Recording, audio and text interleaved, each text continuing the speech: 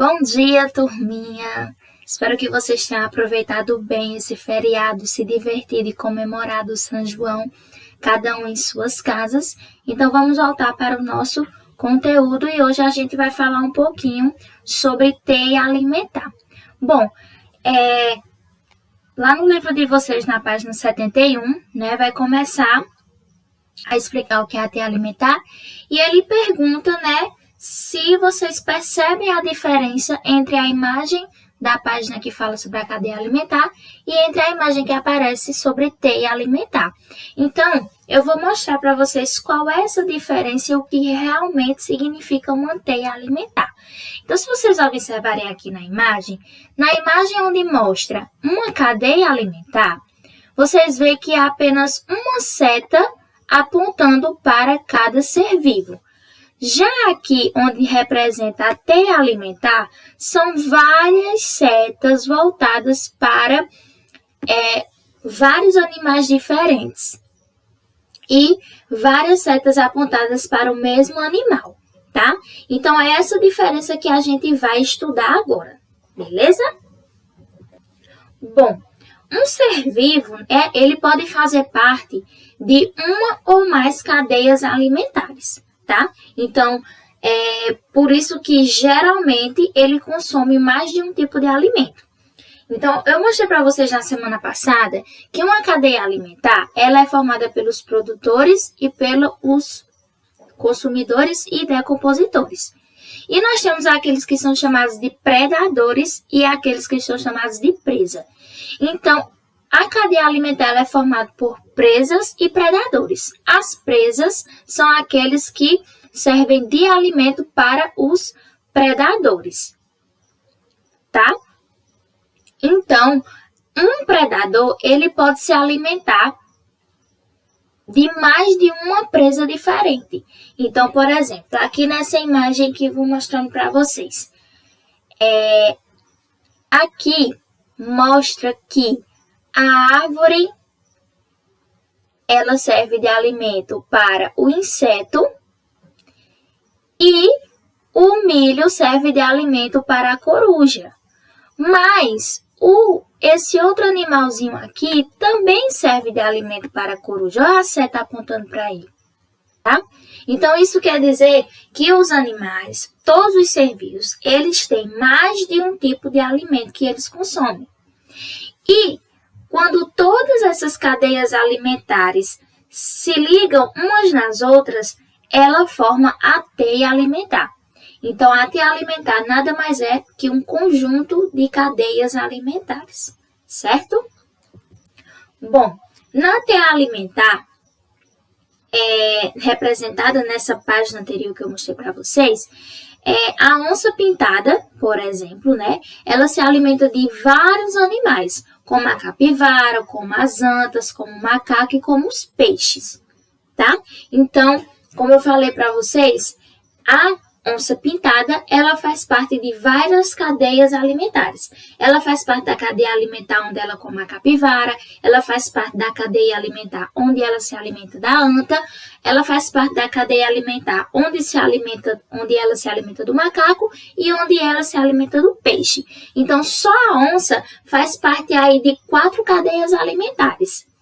E todas essas cadeias alimentares juntas formam a teia alimentar. Tá certo, turminha? Então, aqui eu trouxe outra imagem que não está no livro de vocês, tá no texto, só tá o texto no livro, que também representa muito bem uma teia alimentar. Então, nós temos aqui as cores, Então, cada cor dessa é a cor das setas que a gente a cor dos animais, dos seres vivos que a gente está representando, e cada um deles vai mostrar cada etapa de uma teia alimentar, Então, nós temos os predadores do topo, que são aqueles que ficam no topo da teia alimentar. Nós temos os carnívoros, os herbívoros, os seres que fazem fotossíntese, que são as plantas, e os decompositores, tá? Então, aqui nós estamos mostrando a ave de rapina, que ela usa como alimento ela serve de alimento para essa ave, para esse mamífero, tá? E nós temos aqui esse outro mamífero que serve de alimento para os fungos e bactérias quando ele morre, né? Nós temos aqui o peixe, a ave, as algas e outros seres vivos que vivem na água que servem de alimento para o humano. Então, todas essas ligações que as cadeias alimentares fazem têm esse nome de teia alimentar. Todas as cadeias alimentares começam sempre com um único ser produtor, ou seja, um único ser vivo que produz alguma coisa que nós conhecemos que são as plantas. Já a teia alimentar, ela pode ter vários produtores, então ela pode ter vários tipos de plantas diferentes nessa teia. Então, todos os seres vivos que fazem parte, né, de uma teia alimentar são decompostos por fungos e bactérias quando morrem. Então, esse é um fator comum entre a cadeia e a teia. Como eu falei para vocês na semana passada, todos os seres vivos que morrem são decompostos pelos fungos e as bactérias. Eles servem de alimentos para os fungos e as bactérias. E aí, quando eles fazem essa decomposição, toda essa matéria serve de nutriente para a terra, é deixado na terra, serve de nutriente para as plantas novamente e esse giro começa de novo.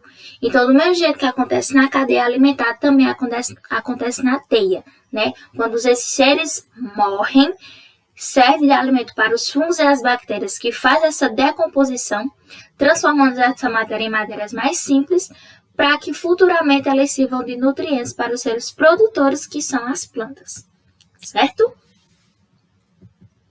Bom, antes de eu ir para a atividade, semana passada eu esqueci de colocar um ponto no conteúdo que a gente estava estudando, né? Então, a gente falou sobre as cadeias alimentares.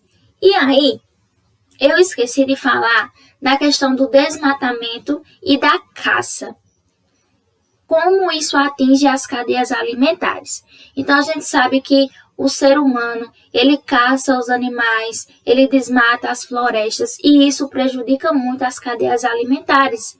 Porque se a gente retira um animal que ele é uma presa, que ele vai servir de alimento para outro ser vivo, a gente está tirando aquele alimento desse ser vivo. Por exemplo, se a gente mata todos os pássaros que tem num lugar, como as onças vão se alimentar daquela ave se ela não existe mais? Então, isso acontece às quebras das cadeias alimentares e isso faz muito mal para a natureza. Porque se aquele animal não tem o que comer, consequentemente ele vai morrer e a sua espécie não vai mais existir. Porque sem alimento, nenhum ser vivo consegue sobreviver. Então, esse foi um ponto que eu não mostrei semana passada, mas venho falar para vocês. O quão é importante a gente preservar a nossa natureza, não somente por causa do oxigênio que a gente respira, que a gente precisa ter, mas também para preservar os nossos seres vivos, animais, plantas e entre outros seres vivos que servem como, que ajudam no nosso desenvolvimento, tá? Desenvolvimento da terra, desenvolvimento de N coisas que existem no nosso mundo, tá certo? Então, para a atividade de casa hoje, eu estou passando a página 72 a 75 do livro de vocês, tá? Então, qualquer dúvida em relação tanto à cadeia alimentar quanto à teia alimentar, é só falar comigo que eu vou estar lá no Zap tirando as dúvidas de vocês, tá certo? Então, um beijo e até a próxima aula.